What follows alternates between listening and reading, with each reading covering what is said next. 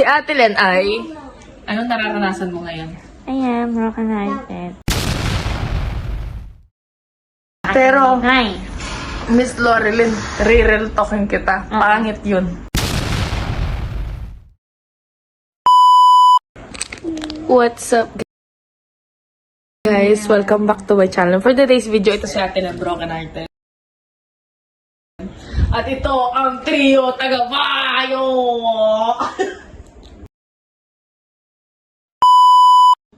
So, ito ang clear capture ng 1 taga-payo, 2 taga-payo, 3 taga-payo. So, ayun guys, papayuhan namin si Ate Len kasi ito lang si Ate Len ay... Anong nararanasan mo ngayon? Ayan, broken-hearted. Pero lumalaban pa rin. Nakasamot Lumalaban. Huwag mo ihiyaan. Lumalaban. Ito si 1 taga-payo, 2 taga-payo, 3 taga-payo. Alam lang yung nangyari sa akin. Pero may nagmahal lang naman ako ng totoo. Ng tapat. Binigay ko lahat. Yung effort ko, yung love ko, yung care ko. Pero wala. May nagpalit ako sa iba. May nagpapalit ako sa iba-iba.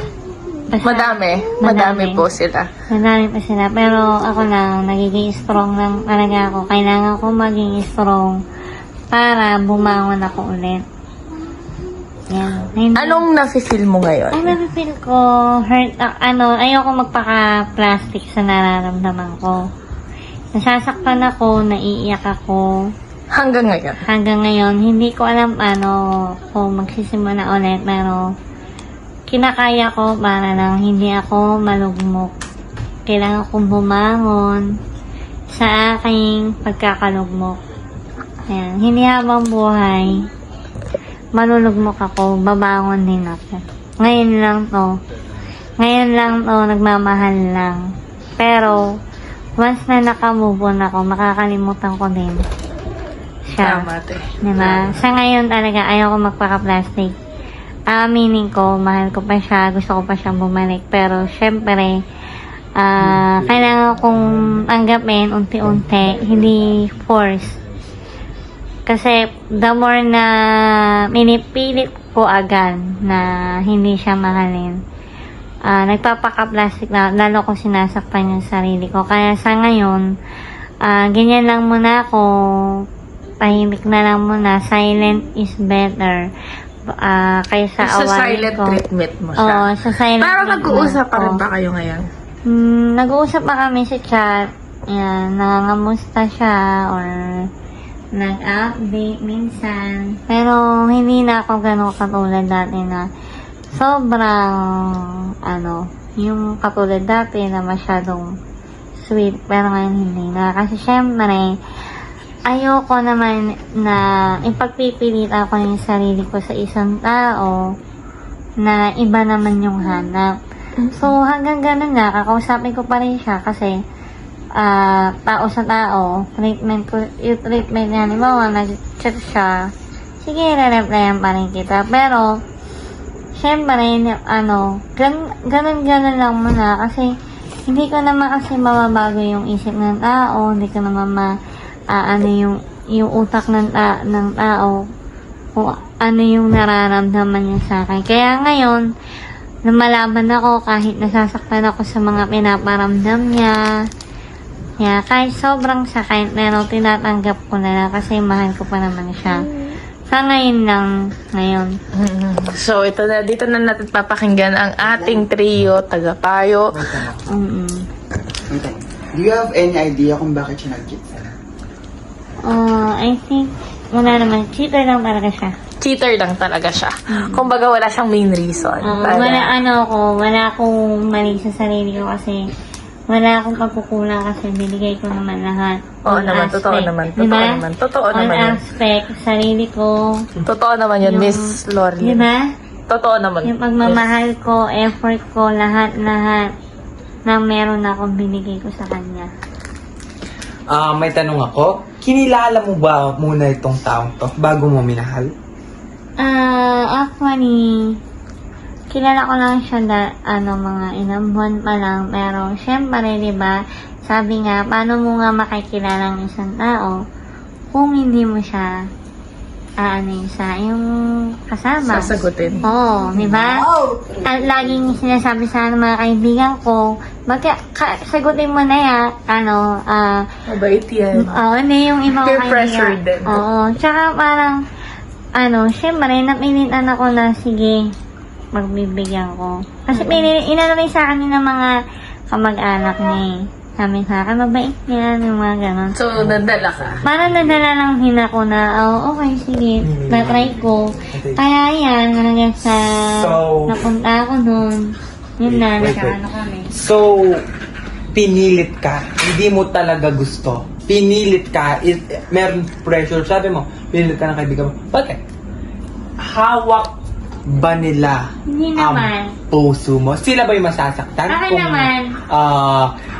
May hindi ka pa nalalaman, katulad na ngayon, nag-cheat siya. Dahil hindi mo pa talaga siya kilala na cheater siya. Hindi ko din naman ina-expect na lolokohin ako ng tao. Kasi ako naman, hindi naman ako nag-iisip na masama sa tao agad. Kumbaga, nasa kanila na kung manloloko sila o hindi. Basta ako, wala akong inatapakang tao. Basta, nagmahal lang ako, wala akong tinapakang tao.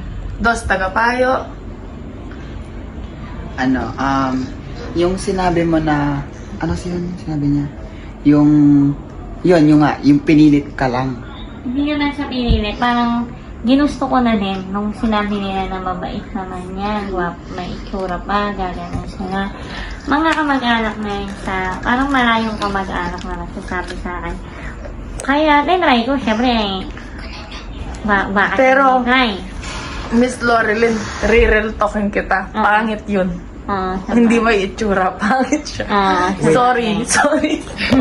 So, yun na nga. Toro family ba to? Ay! Quatro tagapayo. Ito nga pala si aming fourth. Sige. So, yun na nga, no? Ilan days kanyang niligawan? Natagyan din yung nagkita sa akin, February pa. January pala, January. Naging kami April. January. Mga January, mga 19, mga gano'n, or 16. Tapos, may chat siya. Yan. Nag-usap-usap na kami. Tapos nung una, hindi ko siya pinapansin kasi nga, siyempre, meron pa akong gusto dati. Ako, ang masasabi ko lang sa'yo, total walang masabi ang aking kapwa tagapayo.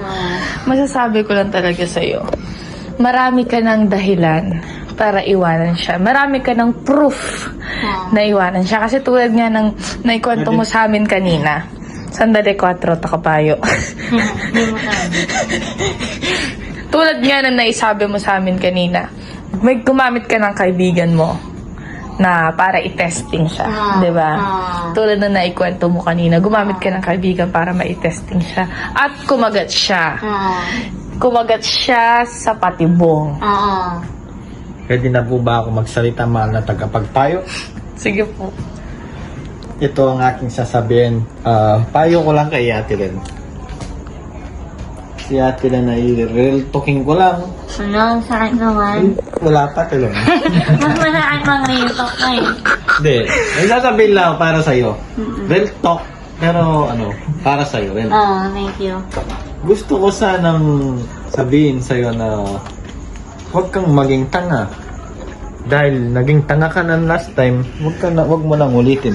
Sorry na. Yung nga, kasi nga, di ba, nagano ka na ng kaibigan para siya ay, lokohin lang, di ba? Yun nga ay kumagat siya. At sabi niya ay wala daw siyang girlfriend or asawa. Ibig sabihin lang noon na hindi kanya mahal. Kasi kinakailan niya. Kinakailangan niya. Ano lang.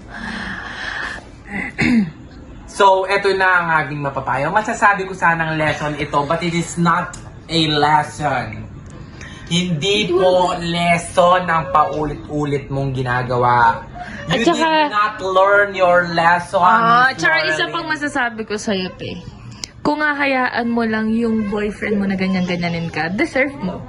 Gets mo ba? Deserve mo na loko-lokohin ka kasi sabi nga nila, you deserve what you tolerate. Tinotolerate mo siya man loko-loko. So, deserve mo na loko-lokohin ka.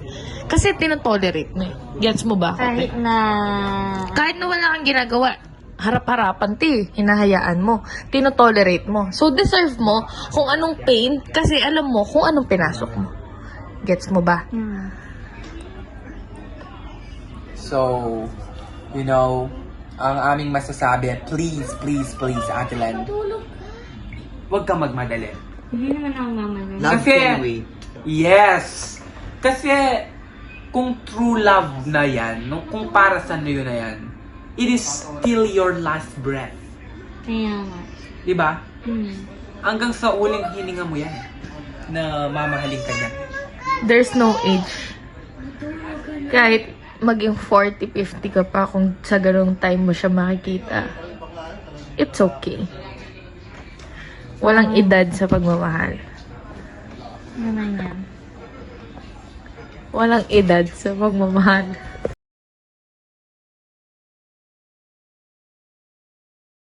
It's not a, I think, na-learn mo na yung lesson mo pero hindi mo lang ina-apply sa sarili mo. Minamadali mo. Hindi ka umanap ng true love, you're finding happiness only. Kaya nga. No? You're finding what satisfies your hormones, not your heart.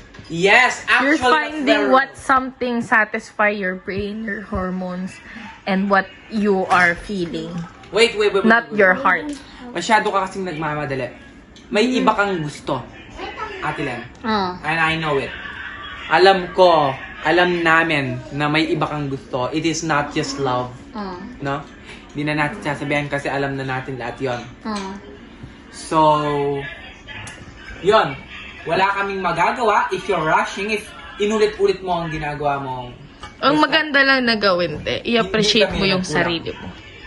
sa pagpapapalis. Ganun lang. I-appreciate mo yung sarili mo.